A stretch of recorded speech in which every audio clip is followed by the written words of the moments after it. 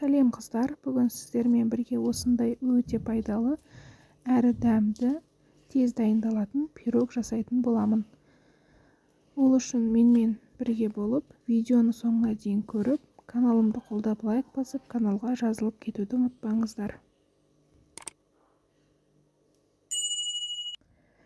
Ең алдымен алдын ала қайнап тұрған суымызға брокколи мен цветной капустамызды жуып тазалап 5 минуттай бұқтырып пісіріп аламыз.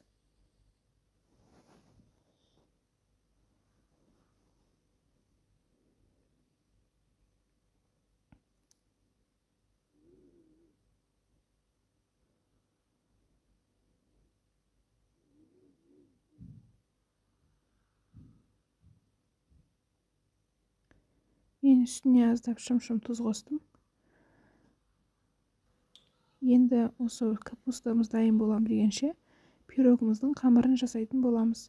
Ол үшін 100 грамм ерітілген сары майға 1 шай қасыққа толмайтын тұзымызды, 1 жұмыртқамызды қосып, қамырын илеп дайындап қоямыз.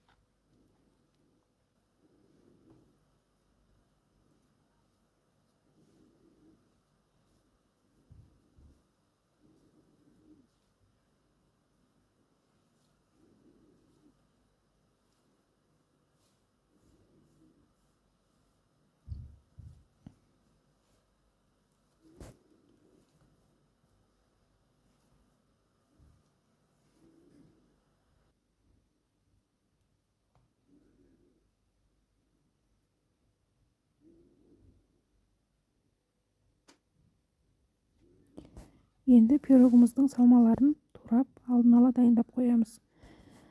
Алдын ала суға пісірілген тауық етін осы видеодағыдай етіп, сақтап, 4 бұрыш етіп турап алдым.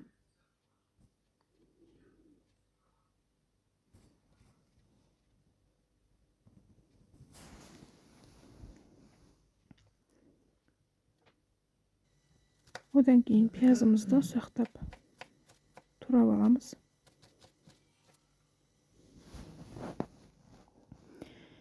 Енді бөлек ыдысқа 2 жұмыртқа, тұзын, бұрышын салып, одан кейін қаймақ, аздап сүтін қосып, үстіне күштен өткізілген ірімшігімізді салып, бір масса болғанша араластырып дайындап қоямыз.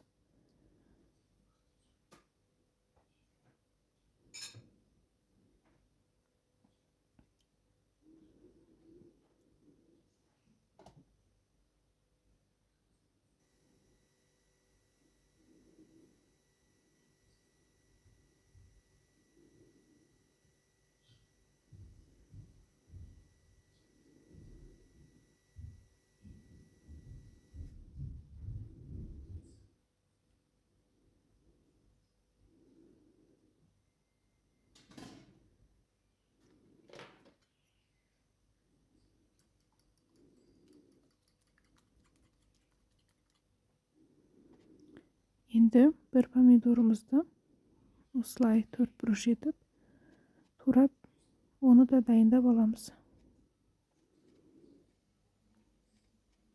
Бізде барлық салмамыз дайын болды. Енді қамырымызды осылай формамызға жазып, дайындап, үстіне алдын ала дайындап қойған барлық көкөністерімізді салып, пирогымызды жасайтын боламыз.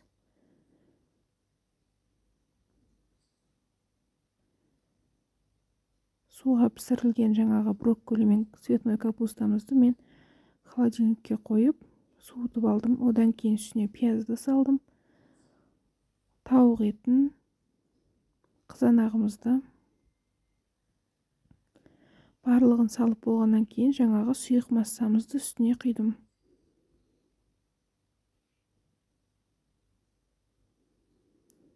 Одан кейін 180 градуста 35 минуттай пісіріп алдым. Пирогымызды пісіріп әбден суығаннан кейін кесетін боламыз. Осындай өте әдемі әрі пайдалы дәмді пирог шығады.